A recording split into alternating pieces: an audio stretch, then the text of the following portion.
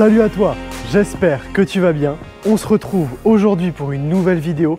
Alors aujourd'hui, on se retrouve dans un cadre exceptionnel pour un événement tout aussi exceptionnel. On est ici à la lustrerie à Gargas, donc dans le Luberon. Ici sont créés de très nombreux lustres pour des monuments français. À l'heure où je te parle, il fait encore jour, mais d'ici quelques heures, il fera nuit et l'exposition ouvrira les portes au public. Alors écoute, avant de commencer cette vidéo, je te propose de t'abonner à ma chaîne YouTube pour me soutenir et pour ne rien rater de toutes mes prochaines vidéos. Je te mets juste ici mon Instagram et mon TikTok, AlexGary002. Et puis tout de suite, on va pouvoir visiter ce qui est, je pense, une des plus belles expositions de l'année. Allez, c'est parti, on commence du coup par le commencement de cette exposition.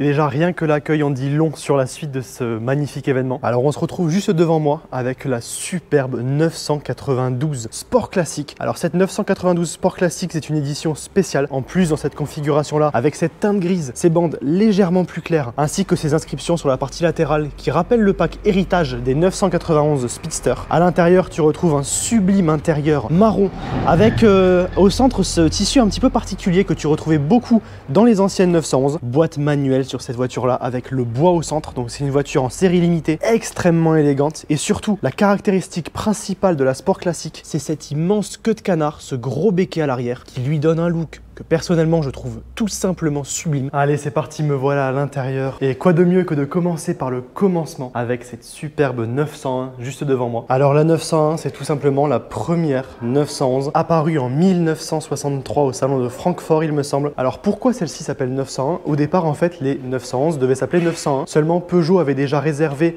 tous les noms à 3 chiffres avec un 0 central. Donc Porsche a été contraint de changer le nom de sa nouvelle sportive pour passer à 911, mais ils ont tout de même gardé le 901 pour désigner sa génération. Alors déjà, petit point pour ceux qui ne savent pas, il y a deux choses à distinguer. Toutes ces voitures-là sont des 911 et après, il y a diverses générations. Donc on a la 901, on a ensuite la 911, aussi appelée 930 dans sa version turbo. On passe ensuite à la 964, la 993, la 996, première Porsche avec un moteur refroidi par eau, mais je t'expliquerai tout ça quand on les verra. Porsche 997, 991 jusqu'à aujourd'hui la 992, donc ça c'est toutes les générations de la 911 qui s'appellent toutes 911. Alors pour revenir un petit peu sur la voiture en elle-même, celle-ci je pense comme toutes les autres voitures est dans un état absolument parfait. On reconnaît la 901 parce qu'elle possède beaucoup de chrome, donc tu vois ici ces chromes à l'avant, ces chromes autour des feux, les chromes au niveau des roues, des portes, donc tu as vraiment pas mal de chrome et déjà on reconnaît le design tellement caractéristique de la 911 qui en fait quand tu passes de cette voiture-là à cette voiture-là où pourtant il y a quand même presque 60 ans, même 60 ans d'écart. Puisque oui, je ne t'ai pas précisé, mais ce bel événement est organisé pour fêter les 60 ans de la 911. Puisque celle-ci derrière moi, 1963, et nous sommes aujourd'hui en 2023. Donc en septembre, la 911 fêtera ses 60 ans. Et donc je disais, entre ces deux voitures-là qui ont pourtant 60 ans d'écart, quand tu regardes, tu reconnais quand même le dessin général. Et c'est vrai que la 911, c'est un dessin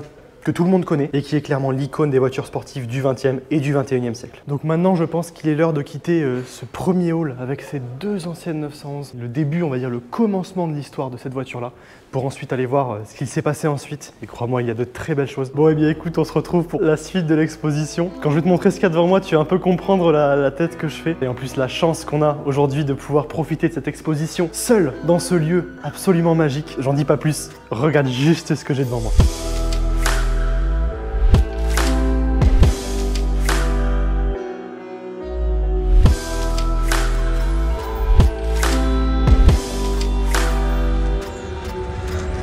Bon et bien c'est parti, je vais te faire le tour de cette superbe exposition et encore il y a des voitures que tu ne vois pas là, dont une immense surprise. Une grosse nouveauté, je crois que c'est la première en France à arriver. Elle est là, je vois le bout, je te montre ça juste après. D'abord je te laisse profiter de ces légendes qui sont exposées là. On commence par une voiture vraiment mythique, la 2,7 litres RS, regarde ça. Alors on se retrouve avec la 911 2,7 litres RS, donc celle-ci est de 1973. Cette voiture du coup, flat 6, 2,7 litres, absolument superbe, 1580 exemplaires seulement. La configuration est juste à tomber par terre. Un petit peu comme la 992 Sport Classique que je t'ai montré juste avant. Tu retrouves ce gros béquet en bec de canard derrière, qui vraiment fait un look sublime. Ça lui donne ce petit côté agressif, ce petit côté unique sur la voiture. Je vais pas te dire à chaque voiture que je rêverais de l'essayer puisque il n'y a pas une seule voiture ici que je ne rêverais pas d'essayer.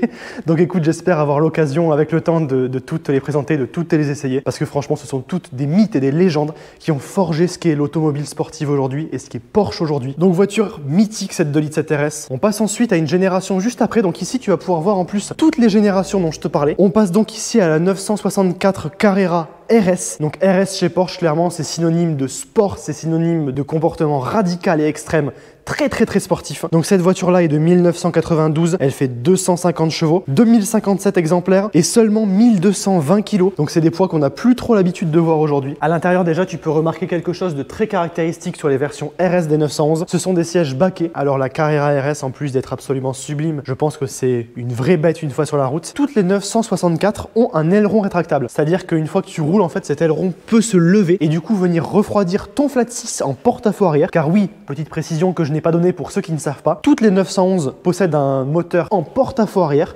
Porte-à-faux arrière, ça signifie qu'il est derrière les roues. Donc littéralement, ton moteur est ici. Alors effectivement, quand tu réfléchis un petit peu à l'équilibre des masses, tu te dis que sur le papier, ça ne peut pas marcher. Je ne sais pas comment.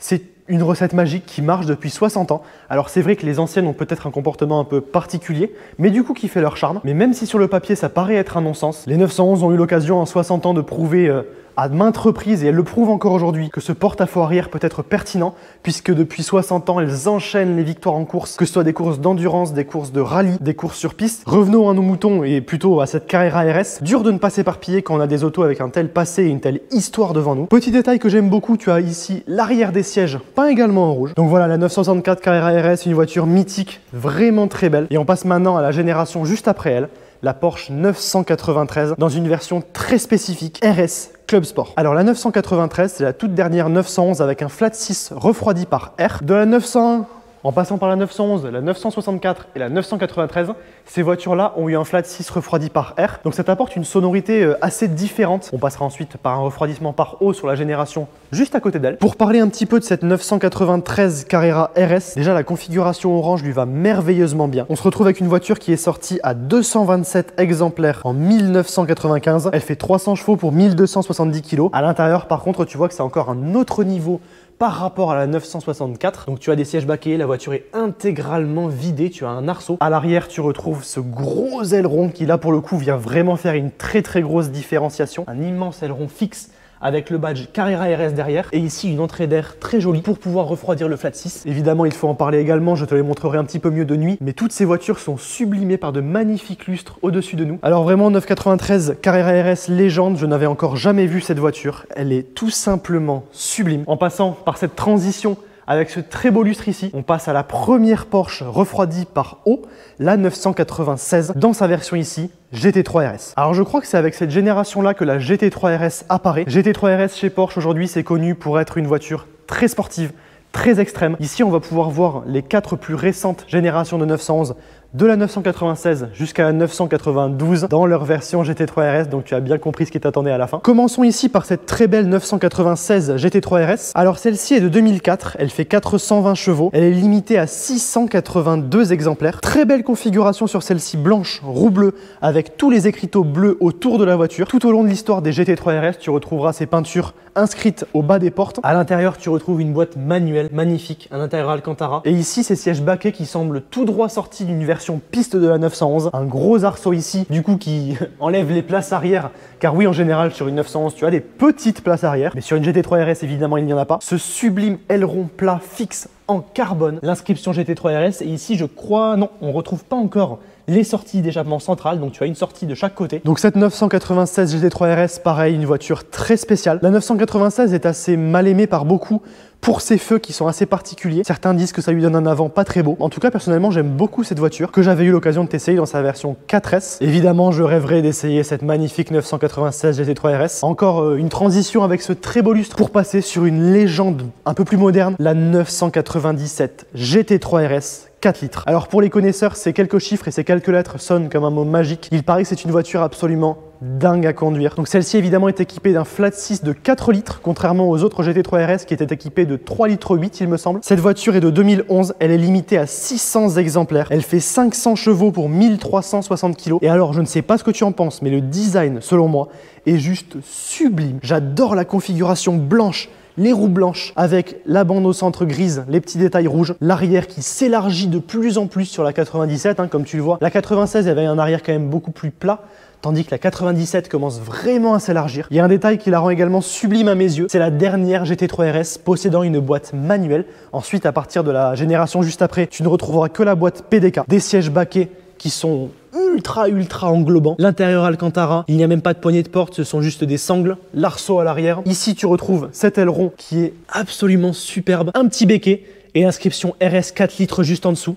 Et du coup, comme je le disais, les fameuses doubles sorties centrales. Cette voiture, ça me fait vraiment quelque chose de la voir ici. Parce que c'est une voiture que j'ai découvert dans les jeux vidéo étant petit. Et j'adorais en fait la conduire en jeu vidéo et je rêve un jour de pouvoir la conduire en vrai. Alors avant de passer à la prochaine génération, je te propose de regarder un petit peu ces quelques lustres ici. Notamment celui-ci qui est immense et qui est une véritable œuvre d'art en fait, clairement. Et ce que je te propose maintenant, c'est de passer de cette superbe 997 GT3 RS 4 litres, une voiture mythique juste derrière moi, pour une voiture qu'on connaît un petit peu plus, mais qui n'en est pas moins superbe. J'ai nommé la 991 GT3 RS. Alors cette voiture, je ne te la présente pas. Celle-ci, c'est une phase 2 puisque tu retrouves les entrées d'air sur le capot. Une voiture dingue qui est sortie en 2018. Elle fait 520 chevaux pour 1375 kg. C'est une voiture ultra extrême. Alors déjà, clairement, entre la couleur et le look de cette voiture, ça affiche un petit peu son caractère. Avec du coup, toutes ces sorties d'air, ces entrées d'air partout, il y a un gros travail aérodynamique sur la voiture. Apparition ici de sorties d'air au niveau des passages de roues juste au-dessus, ces inscriptions GT3 RS en bas des portes. Alors non, ce n'est pas du coup une turbo, parce que les entrées d'air sont généralement réservées aux versions turbo. Celle-ci, ce n'est pas une turbo, c'est simplement pour refroidir encore un peu plus. Son flat 6, 4 litres de 520 chevaux. Et ici, cet immense aileron qui est juste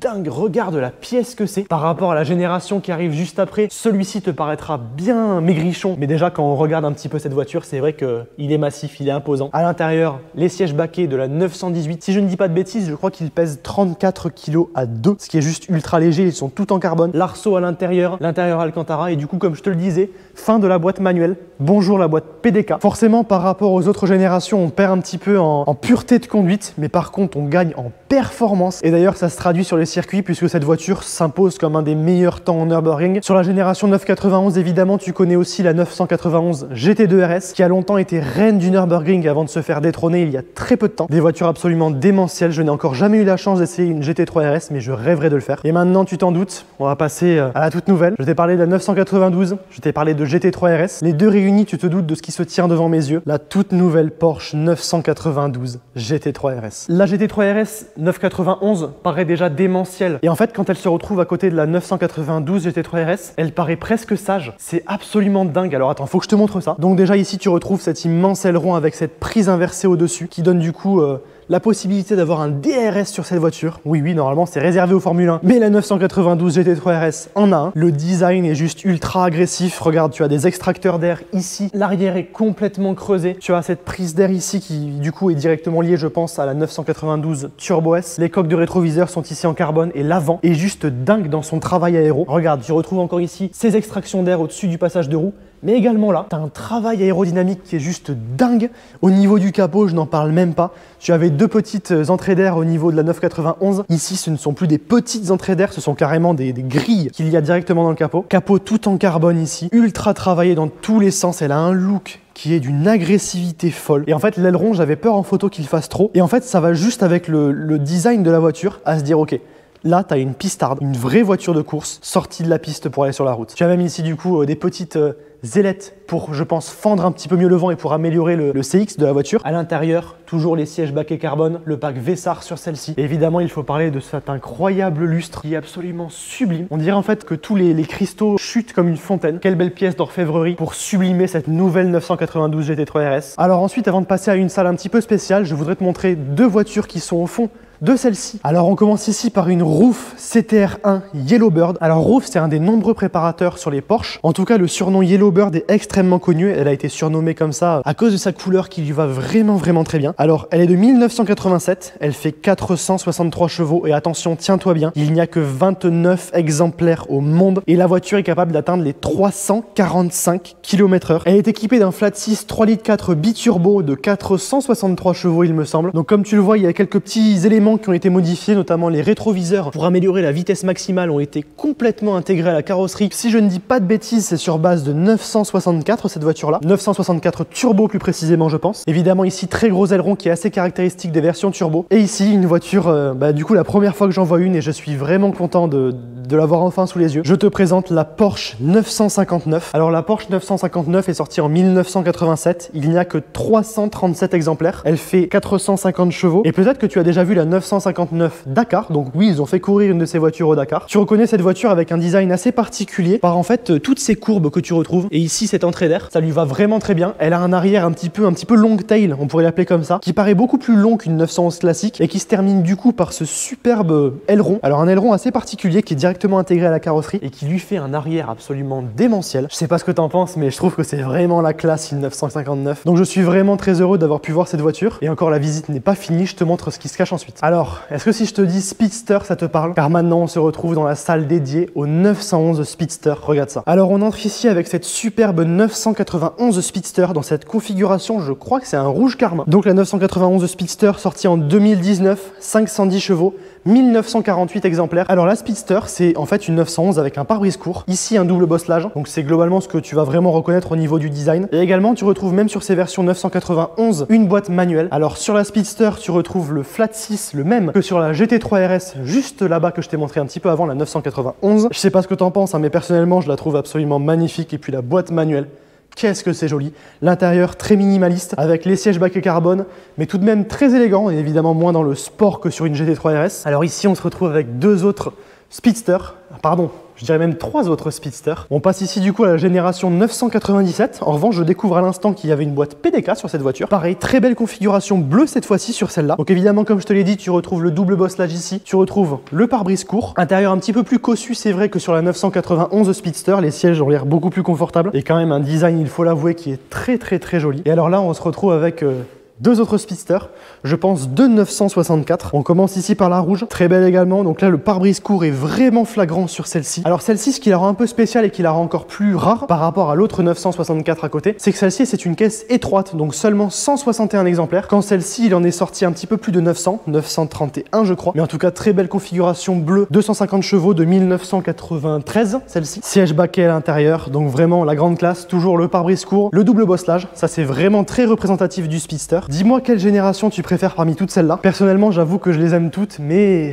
la 991 quand même, elle me fait vraiment de l'œil. Alors on entre maintenant dans la troisième salle. Ça y est, l'exposition est ouverte au public. Tu vas voir, dans cette troisième salle, il y a encore de très belles surprises. En tout cas, je ne reviens pas de ce que je viens de voir dans la deuxième que je t'ai présenté. Maintenant, c'est parti, on entre dans la dernière salle. Tu vas voir, il y a des bijoux, des choses exceptionnelles. Je sais à peu près à quoi m'attendre, mais je pense que rien qu'à les voir, ça va être dingue. Je t'emmène avec moi.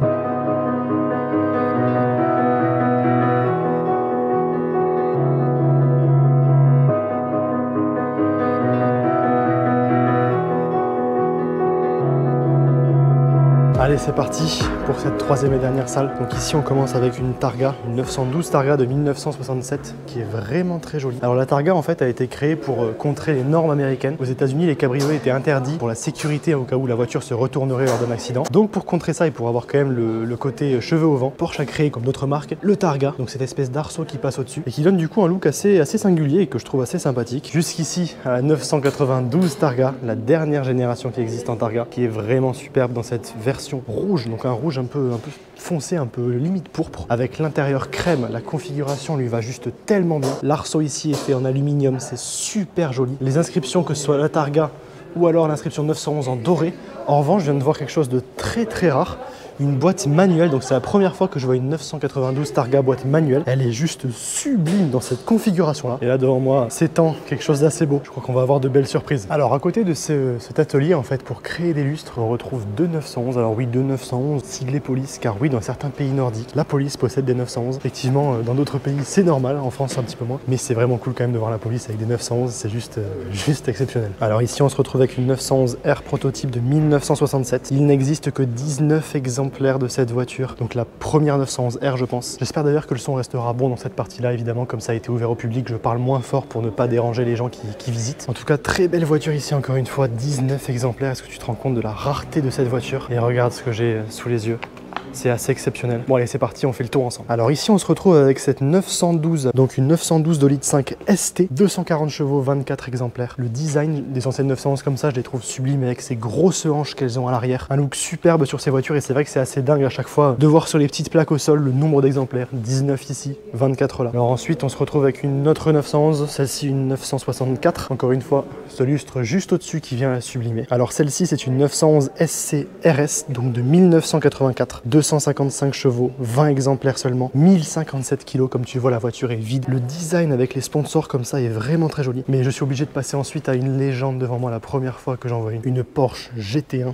Regarde ça, elle est sublime. Donc la Porsche GT1, c'est un prototype du Mans qui a été vainqueur, je crois, en 1998 des 24 heures du Mans. Donc cette voiture, c'est précisément une 996 GT1 Evo, car oui, c'est bien sur base de 996. On peut ici remarquer les feux qui sont les mêmes que ceux que je t'ai montré tout à l'heure. 1050 kg, 350 km/h en vitesse de pointe. Elle est de 1997, celle-là. Qu'est-ce que c'est impressionnant d'en voir une comme ça. Je pense que je réalise pas encore là, à l'heure actuelle, les légendes que j'ai sous les yeux, mais je réaliserai ensuite en revoyant les images. On passe ici ensuite à une 964 RSR 3 litres 8 de 1993. Cette voiture fait 350 chevaux pour 1120 kg et seulement 55 exemplaires. Elle est juste dingue dans cette configuration. Alors je pense que c'est le même jaune que la Yellowbird. Encore une fois, voiture extrêmement extrême, hein, ça se remarque tout de suite avec les sièges baquets, l'arceau, l'arrière complètement vidé. Une voiture très légère, une voiture je pense aux sensations très pures. Regarde un petit peu à l'arrière l'aileron fixe que tu as qui est juste immense. Alors ici on ne se retrouve pas avec une 993 Carrera RS comme tout à l'heure, mais bien avec une 993 GT2, une voiture extrêmement rare, 57 exemplaires seulement. 430 chevaux, 1175 kg. Elle est de 1996. La configuration est absolument superbe sur cette voiture-là. Tu as des élargissements qui ont été, alors je n'arrive pas à voir si c'est des vis ou des rivets. On dirait des rivets quand même. L'intérieur complètement vidé encore une fois. Avant ça, on se retrouve avec cette sublime 991R. Donc la 991R, c'est une voiture de 510 chevaux qui a le flat 6 de la 991 GT3. Il n'existe que 991 exemplaires de cette voiture. On la reconnaît facilement avec les bandes. Il y a diverses couleurs, mais en vert, je trouve, ça lui va vraiment très bien. Encore une fois, boîte manuelle. Donc cette voiture-là, c'est un petit peu les mêmes spécifications techniques, je crois, que la 991 Speedster. Simplement, celle-ci a un toit. Alors ici, on se retrouve avec une voiture absolument dingue, une 935. Par contre, celle-ci, contrairement à la 935 qui se cache certainement par ici, celle-ci, c'est bien une 991. 700 chevaux, 77 exemplaires. Donc cette voiture-là a été créée sur la base de la 991 GT2 RS. La GT2 RS 991, c'est un flat 6 biturbo de 700 chevaux. Le look de cette voiture-là, qui rend hommage du coup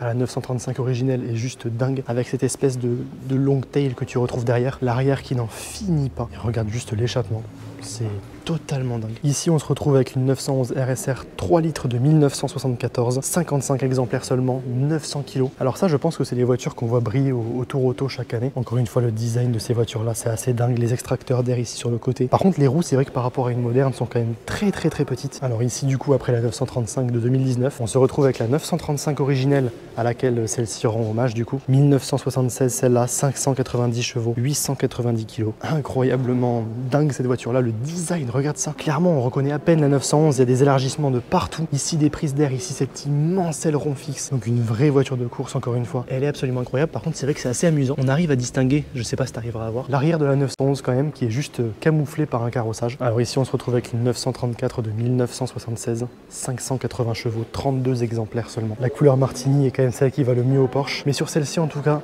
belle configuration, des jantes qui je trouve lui vont vraiment très bien. Alors ici on se retrouve avec une 911 RSR 2 litres 1 de 1974 dont il n'existe tout simplement que 4 exemplaires. 460 chevaux dans cette très belle livrée Martini. Elle est assez impressionnante dans son design tout de même. Regarde l'aileron, j'ai jamais vu ça en fait, ça fait presque aéronautique. Oh là là, regarde ça. Attends, je t'éclaire un petit peu mieux cette partie là pour que tu vois le turbo qui est directement à la sortie de l'échappement. C'est juste dingue cette voiture, elle est juste dingue. Alors encore une fois, je ne le rappelle pas assez, mais regarde un petit peu le design des lustres qui les sublime à chaque fois. J'aime beaucoup celui-ci, donc un lustre Caravelle, et ça sublime merveilleusement bien cette 911 Turbo 3 litres 3 groupe B de 1982, 400 chevaux, celle-ci 1200 kg, avec cette livrée là que j'aime également pas mal, cet immense aileron à l'arrière qui sert également de refroidissement pour le flat 6 du coup qui est juste ici. Alors on passe maintenant à des voitures plus civilisées si on peut dire.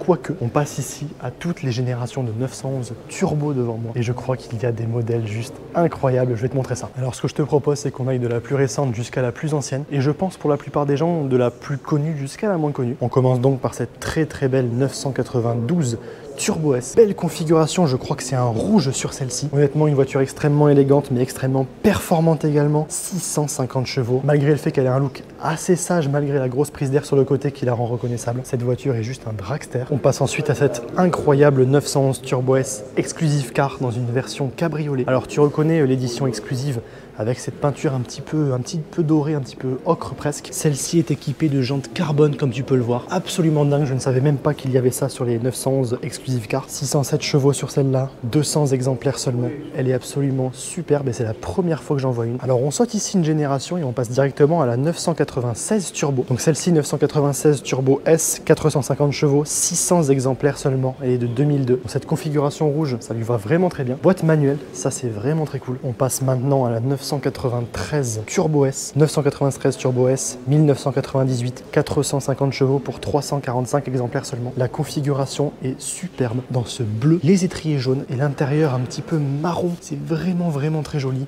Le volant avec le détail carbone. Tu reconnais souvent en fait les turbos, tu verras, hein, sur toutes les générations, par cette prise d'air sur le côté. Alors effectivement, d'année en année, elle grossit un petit peu plus. 993 Turbo S, extrêmement rare, très belle configuration. Et le lustre qui l'accompagne est également très joli. Et alors là, on se retrouve sur une rareté absolue. Et personnellement, c'est vrai que ça me fait un truc de l'avoir puisque j'en ai beaucoup entendu parler par mon père. La 964 Turbo S, aussi appelée 964 Turbo Leichbo. Donc c'est un 3,6 litres de 381 chevaux. 1993, cette voiture fait 1300 kg et elle n'existe qu'à 84 exemplaires. On reconnaît la Leichbo par à l'avant des prises d'air qui remplacent les clignotants, si je ne dis pas de bêtises. Les jantes chromées sur le côté. La petite prise d'air que tu n'as pas sur une 964 Turbo classique, il me semble. Une voiture extrêmement rare, siège baquet à l'intérieur. Donc vraiment, ça c'est juste dingue d'en voir une et c'est vrai que pour moi c'est encore un petit peu plus spécial. Et on finit ici par la 930 S Sonoto. Donc comme je t'ai expliqué, les 930 désignent les versions turbo de la génération 911 et celle-ci en Sonoto, donc en version S, est encore plus rare, seulement 10 exemplaires dans le monde, c'est assez incroyable. 1989, elle fait 330 chevaux pour 1355 kg et un look qui est absolument dingue avec ce gros élargissement à l'arrière. Alors, laquelle de ces versions turbo tu auras préféré? Toutes sont absolument superbes et ici on termine par 992 Carrera Cup. Donc celle-ci, pour la petite histoire, appartient au fils du propriétaire de ces lieux qui donc court en Carrera Cup. Donc précisément c'est une 992 GT3 Cup de 2020, 510 chevaux, 1260 kg seulement. L'aileron est absolument immense, mais c'est vrai qu'en fait, il n'est pas tellement éloigné par rapport à la GT3 RS. Très belle livrée sur cette voiture-là. Et évidemment, pour sublimer la voiture de piste de son fils, on peut retrouver juste au-dessus un lustre, si on fait un petit peu attention, qu'on retrouvera badgé Love. Le lustre parfait pour cette voiture-là. Bon, et bien c'est à l'extérieur que je termine cette vidéo. J'espère que tu auras quand même pu bien m'entendre, même à la fin, où je parlais beaucoup moins fort pour ne pas déranger les visiteurs. En tout cas, cette exposition est juste incroyable, autant par les voitures que par les lustres. Donc franchement, un immense merci à Mathieu Lustrerie de m'avoir permis de te filmer dans des conditions pareilles, cette sublime exposition. Merci également d'organiser une exposition pareille pour célébrer les 60 ans de la Porsche 911. Je te propose de t'abonner à ma chaîne YouTube pour me soutenir et pour ne rien rater de toutes mes prochaines vidéos. Je te mets juste ici mon Instagram et mon TikTok, AlexGary002. Je te mets également juste ici l'Instagram de Mathieu Lustrerie, n'hésite pas à aller voir ça. Il poste du contenu sur les lustres et sur les voitures le temps de l'exposition qui se termine le 22 janvier. Donc si tu veux profiter de cette superbe exposition avant sa fermeture, c'est ouvert tous les soirs de 17 à 21 h. Et puis moi je te dis à très bientôt pour une nouvelle vidéo. Allez, ciao!